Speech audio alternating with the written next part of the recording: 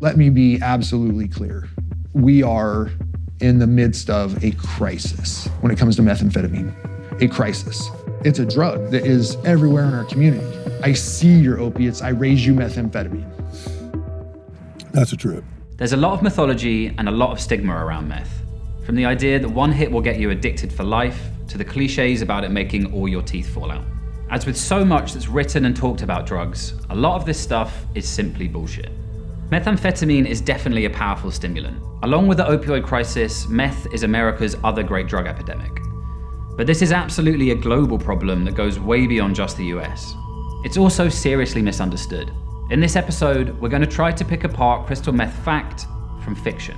This is the story of how the war on drugs has created a world on speed. First of all, let's get rid of the idea that this is some kind of wild new drug. Amphetamine was first synthesized in 1887. This was followed by methamphetamine in 1893. During the Second World War, both sides extensively gave meth to soldiers to improve their performance and endurance. Particularly large doses were given to Japanese kamikaze pilots, which is one way to convince someone to crash their plane into a battleship. But what this meant is that after the war, there was a large surplus of amphetamine that needed to be used. Doctors began prescribing speed for weight loss, Parkinson's, depression, and narcolepsy. Those medical amphetamines, most famously Benzedrine, then started being used by long-distance truckers and laborers to get through long shifts. And from there, they began coming into recreational use. It was largely amphetamine that fueled the beatnik writers of the 1950s and the first generation of early rock and roll musicians. The Beatles were doing Benzedrine to get through 4-hour gigs in Hamburg long before they got into their Sgt. Pepper's psychedelic phase. Through the 1960s, speed was associated with the darker end of the counterculture, with the black market largely run by biker gangs. Then, Richard Nixon declared the war on drugs. Throughout the late 70s and 80s, the chemicals needed to make speed became restricted in America. That meant production just shifted across the border to Mexico. And that is how the cartels got involved, and that is how the modern problems really started. Meth use in America rose throughout the 90s and early 2000s, and has exploded over the past decade. In 2018, 14.8 million Americans reported using the drug at least once, with 1.1 million reporting using it within the past month. In Mexico, chemicals come in almost just free trade.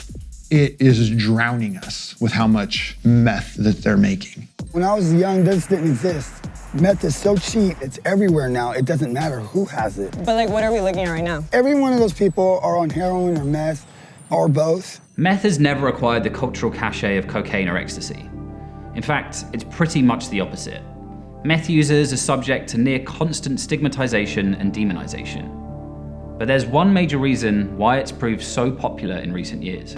It wasn't until relatively recently, periods in the 70s and 80s and 90s, that it started to find its way into the recreational drug use scene and the party scene, but also, I think perhaps more significantly, a drug that was problematically used by economically marginalized groups. Because it's very cheap, because it was very accessible. Well, I would venture to say most of these people, a lot of them use because of their situation. Or they're using got them in this situation, but they stay using even though it's going to keep them here because they don't have to deal with it. You know, it lightens it for you. We're society dropouts.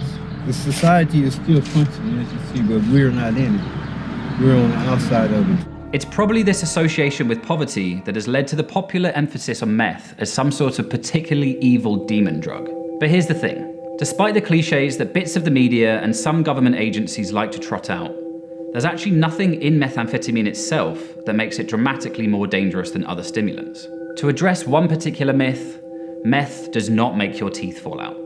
It's not the fact that you're taking methamphetamine that makes your teeth fall out, or makes your skin go sallow, or makes you look like some of those photos where they do these awful before and after images. This is what meth will do to you.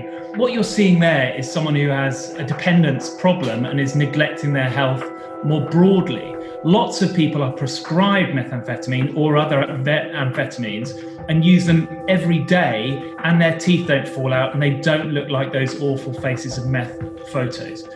Basically, what we treat is all the occupational hazard that comes from being an injection drug user, whether it's heroin or whether it's methamphetamine. See the black stuff that's in there? That's poison. It comes from the cutter that they cut it with, and that it just never dissolves in the body. So this is picking up the work of the cartel, because not having quality control. This is charity. This shouldn't be charity. This should be public health. What a health emergency, and they're not addressing that.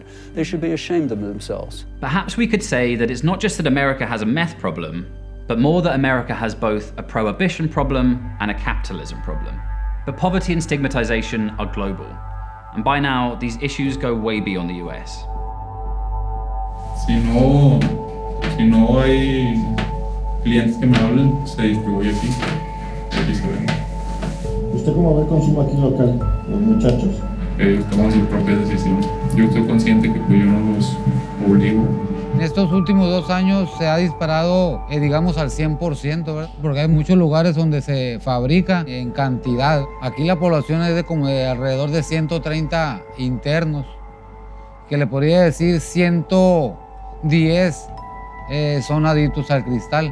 The Mexican war on drugs has always been a hyper-violent outgrowth of the insatiable US demand for certain illegal products. But now, inequality and poverty seem to be making methamphetamine catch on in Mexico itself, in a way that even cocaine never did. Between 2008 to 2016, the number of people seeking treatment tripled, and meth is now considered the drug with the second biggest health impact in Mexico after alcohol. But the rising tide of methamphetamine is now also impacting countries far beyond US borders. Thailand, Myanmar, and Laos form the so-called Golden Triangle. During the 1960s and 70s, this was the center of international heroin production. But in the 80s and 90s, a combination of government crackdowns on opium production and Afghanistan taking over as the world's top heroin producer put a serious dent in business. So, were the local organized crime gangs just meant to roll over, get out the drug game, and lose all their profits? Obviously not. They just switched to making Yaba, a form of methamphetamine that is cheaper to produce than heroin and is raging all across Southeast Asia. In Thailand, the drug's popularity has been growing for decades, but has completely exploded in the past few years. This may be a long way from the American West, but some similar dynamics are at play. Yaba first became popular in Thailand amongst long-distance truck drivers, and has spread because it's cheap and it helps when the work is hard and the hours are long. Which drug were you hooked on? Yaba.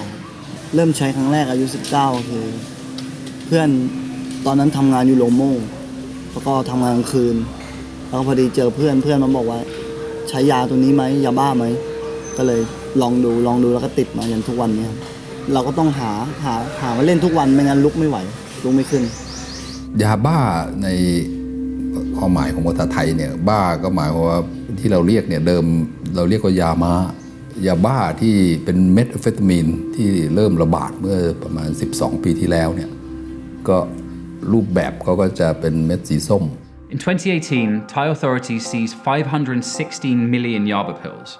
That's more than double what they seized in 2017 and up from 114 million in 2016. So perhaps the Thai Health Ministry's strategy of scarily renaming the drug wasn't quite the intervention that was needed.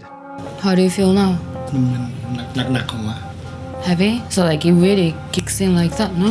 แต่เดี๋ยวสักพักก็จะดีขึ้นประมาณชั่วโมงนึง 1 hour. But Thailand and Myanmar are not even the sharpest edge of the global meth epidemic. In 2016, Rodrigo Duterte, president of the Philippines, declared a bloody, no-holds-barred war on drugs.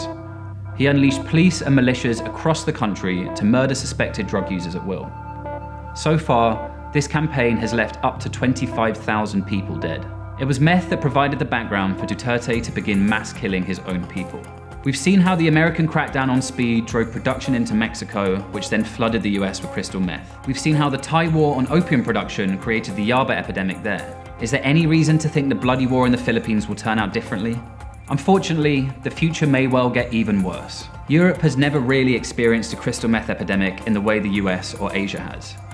Europeans seem to prefer MDMA, cocaine, and ketamine. But in the aftermath of the financial crisis that devastated the Greek economy, a new ultra-cheap version of meth called Sisa, adulterated with everything from engine oil to battery acid, began sweeping through Greece, especially among the poor and homeless. I think it's the worst drug ever in the world, you know. Cis is the worst drug ever. The worst drug ever. Sisa. Πέθανε ήδη πάρα πολλά παιδιά. Ενώ με την ηρωίνη και την κοκαίνη δεν πέθανε τόσο κόσμος. If you do it every day for 6 or 8 months, then you fucked up. Sisa caught on in Greece during the Great Recession for the same reason meth has proved popular elsewhere. It's cheap and people are looking for an escape. Sisa is a form of crystal methamphetamine. It's very dangerous. I think the main reason for the increase of Sisa is the changes of the attitudes of drug users during the crisis. They are more self-destructive. As the world emerges from COVID-19 into potentially even greater economic catastrophe, the conditions of poverty and hopelessness may well set the scene for the next great meth epidemic, particularly if our governments keep pursuing the same strategies that have failed so abysmally in the past. But until they figure out something better, one thing we can all probably do is give it a rest with the inaccurate meth memes. All they're doing is unfairly demonizing someone who probably has it a fair bit tougher than you. We'd like to congratulate drugs for winning the war on drugs.